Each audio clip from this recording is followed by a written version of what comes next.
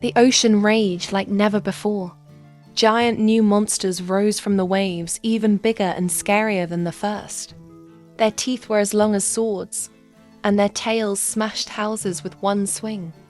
People ran, but there was no safe place, not the beach, not the village, and not even the palace.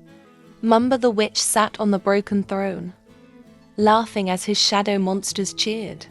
With the sacred book's power and his dark magic, he was now the strongest ruler Okasiwa had ever known. The sea monsters did not attack. His magic kept them away. Deep under the palace, Ohala opened her eyes. She was tied up in a dark dungeon, her arms and legs locked in heavy chains. "Help, someone help me!" she screamed, but no one heard. Her tears fell to the floor, making tiny glowing puddles.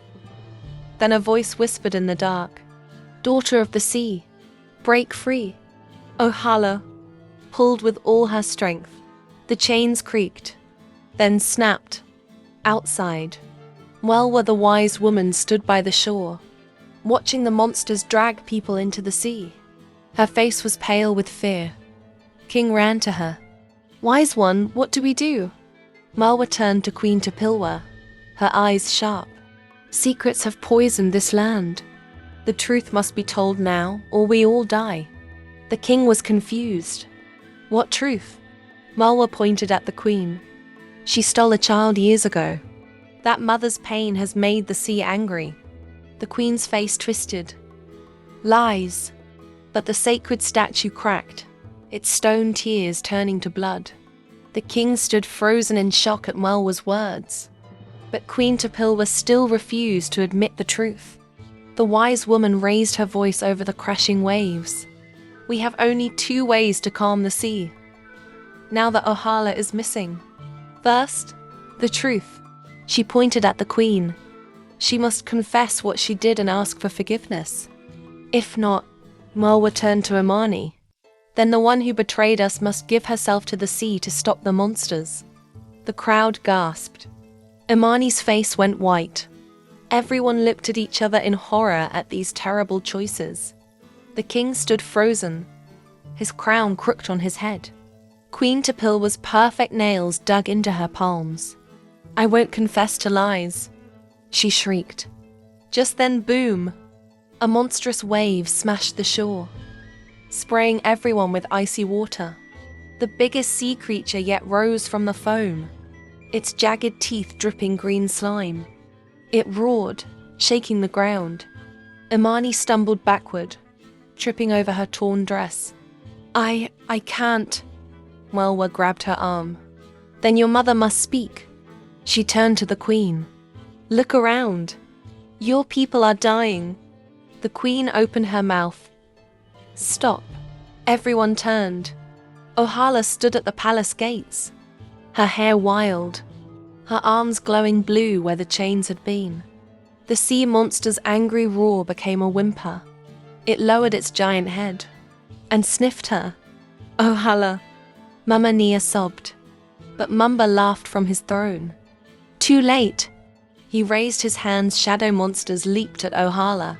The sea creature moved faster. Its tail slammed the shadows into dust.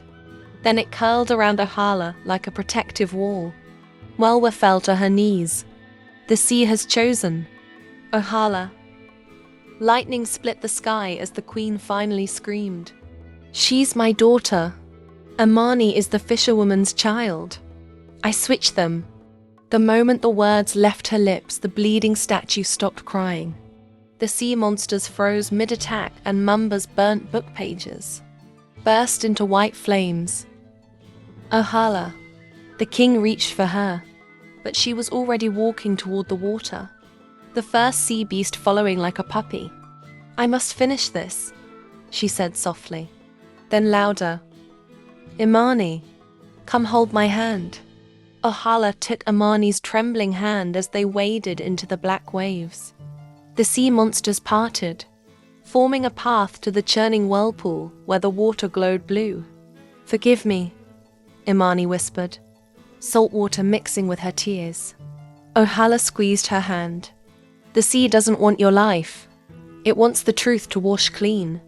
Behind them, Queen Topilwa collapsed, her perfect hair turning white as the stolen years caught up with her. The king reached for her, his fingers passed through her fading body like mist.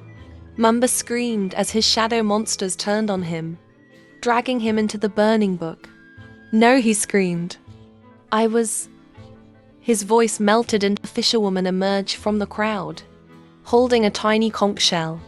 When she blew it, everyone heard the first cry of the stolen babies, one voice sweet, one voice salty, and after that the sea calmed. The monsters sank beneath the waves. The Ohala, she stood glowing at the shore's edge, her feet slowly turning to sea foam. "I have to go with them," she said softly, petting the sea beast's nose. "The magic needs balance." Mama Nia fell to her knees. "Child, no. Tell them my story," Ohala whispered as the tide pulled her under. "The smelly princess who loved the sea, and the sea loved her back.